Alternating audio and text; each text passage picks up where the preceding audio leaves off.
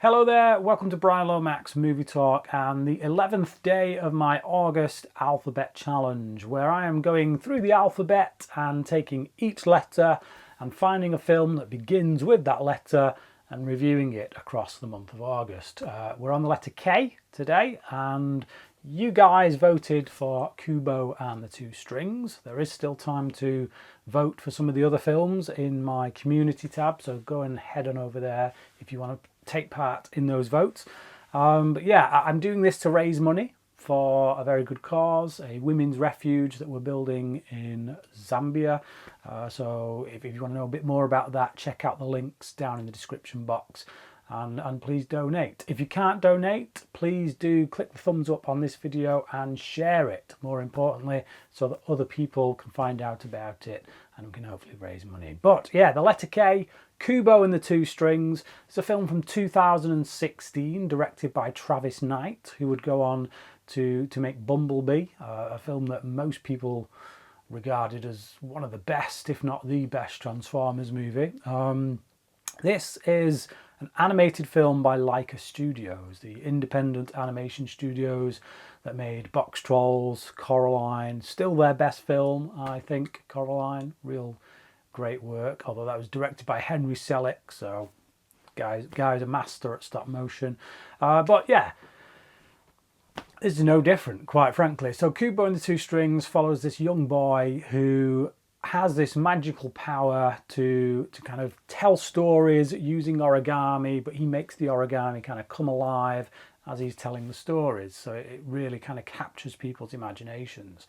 But he accidentally wakes this vengeful spirit and then is then forced to go on a journey and discover where this spirit came from, who it is, what it's all about, what his place is in it all, and yeah, ultimately becoming a hero. It's a film about loss, really, and about where we come from. It's very much, we get a good look at Kubo's parents, his lineage, so to speak, as well as his grandparents, or one of his grandparents at any rate. It's a film in which all the villains in the film are family members, whereas also all the heroes in the film are family members. So it's very much, yeah, a kind of look at generational division as well as cohesiveness, so to speak. But yeah, it's typically brilliant in the animation department. You know, whatever you might think of the story of whatever it is that Laika do. Any of the films I've mentioned, Paranorman is another one. Whatever you think of the stories that they give us on the big screen, the animation cannot be faulted. The animation here is absolutely stunning. It's beautiful. It's hypnotic to watch, quite frankly. You could turn the sound off and just watch the animation and be mesmerised by it. I watched the special features on the Blu-ray, or some of the special features on the Blu-ray, after watching the film, and it's just staggering. Some of what they do, the achievement, the lengths they go to get certain shots, and the scale. So they build models in their big studio. It's got like a warehouse studio, and it's just, the level of detail is insane. There's so much on screen in this film that feels like it was CGI.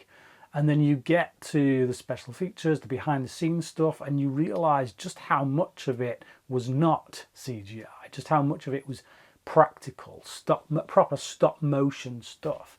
There's a particular scene, and you do see a bit of it after the end credits, to be honest. There's a particular scene involving this huge monster, this kind of skeleton monster man, which Kubo and these other two kind of creatures that go along with him on his journey, they come up against this big skeleton man, and it's all practical. You're watching it, and well, I was watching it, I was thinking this must be CGI. They've probably done a lot of CGI work here. It's not. The backgrounds on a lot of it is CGI, but the skeleton itself was just, it was all, yeah, and it was massive. It was a really, really big puppet, and you just look at it and you think the scale of this thing, what the work that they put into it, the craftsmanship is, yeah, it's staggering. It blows my mind. Now, as for the story, I liked it. I liked the main character of Kubo. I liked the dynamic between him and his mother, and how she, even though she appears to be, shall we say, mentally deficient due to a traumatic past, she's very vacant a lot of the time, switched off. I love the relationship between the two, the way that he looks after her, and it's just, it's quite touching. What I will say is that there is a twist. Now, I will say spoilers from here on out.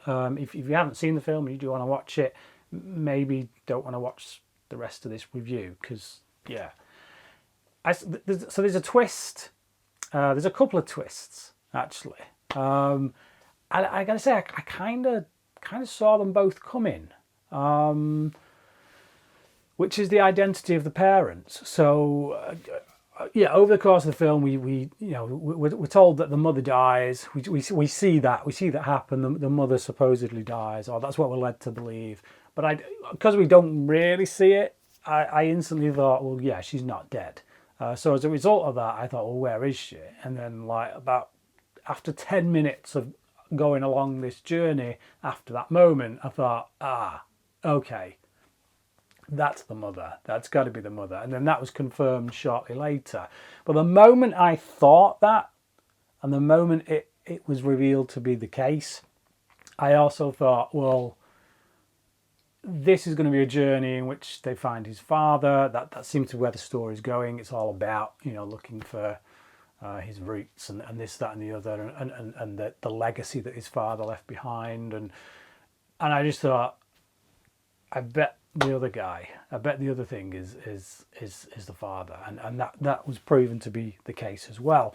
And then towards the end, when the film does go to quite a dark place, because Kubo, again, spoilers, Kubo does lose his parents for good at the end. They are both killed during the battle, which I thought was, it's quite a mature route to take for a children's film, or a family film, an animated film, as is often the case with Laika.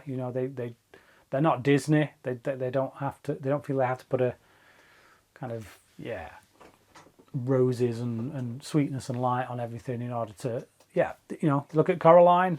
That's a film that is often about death, but this is no different. This is certainly a film about death and how to deal with it, and grief, and the legacy that we leave behind, and what happens to us when we're gone.